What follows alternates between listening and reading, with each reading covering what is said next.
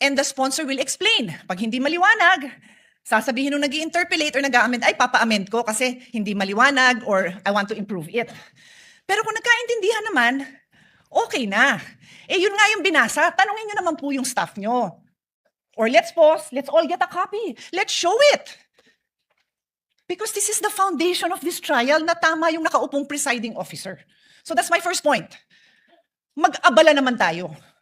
Read it yourself, ask your staff to print a copy. In fact, on that note, may I ask Senator Alan's staff to print a copy and give it to all our colleagues. Mabilis lang yan, hindi na yan mapapatagalan. Show it.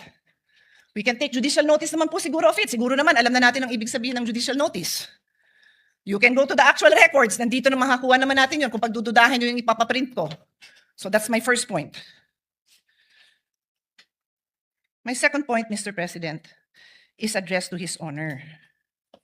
If His Honor will insist that we have to call a regular session, we have to be in session to amend the impeachment rules, eh di tawagan niyo po ang Malacanang. Nagpa-special session naman po siya, di ba, with all due respect, to pass the National Orchid Law. To pass, what else? Anong tatlo yun?